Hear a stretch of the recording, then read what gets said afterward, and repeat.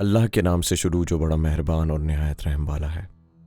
امام علی علیہ السلام کا نہج البلاغہ میں خطبہ نمبر 140۔ بدگوئی و غیبت۔ جو لوگ ارتکاب جرم سے محفوظ ہیں اور بفضل خدا جو گناہوں سے پرہیز کرتے ہیں، انہیں چاہیے کہ گناہ گاروں اور خطا کاروں پر رحم کیا کریں، ان کی غیبت نہ کیا کریں، اور گناہوں سے محفوظ رہنے کا شکر ہی ان پر غالب اور دوسروں کی غیبت سے مانے رہے۔ جائے کا عیب لگانے والا پیٹھ پیچھے اپنے کسی بھائی کی برائی ڈھونڈے اور اس کی نشر و اشاعت کرے، کیا وہ خدا کی پردہ پوشی کو یاد نہیں کرتا جو اس نے خود اس کے ان گناہوں پر کی ہے جو اس گناہ سے بھی بڑے تھے جس کی غیبت کر رہا ہے، اور کیوں کر کسی گناہ پر اس کی مذمت کرتا ہے جس کے ایسے گناہ کا خود مرتکب ہو چکا ہے۔ اگر بالکل ایسا ہی گناہ نہیں کیا ہے تو ایسے گناہ کیے ہیں جو اس سے بھی بڑھ چڑھ کر تھے۔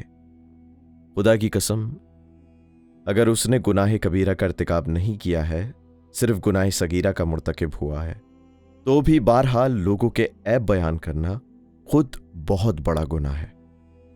اے خدا کے بندے، کسی پر گناہ کا عیب لگانے میں جلد بازی سے کام نہ لیا کر، ہو سکتا ہے خدا نے بخش دیا ہو، اور اپنے چھوٹے سے گناہ کے لیے بھی اطمینان نہ رکھ، ہو سکتا ہے کہ اس کی وجہ سے تجھ پر عذاب کیا جائے۔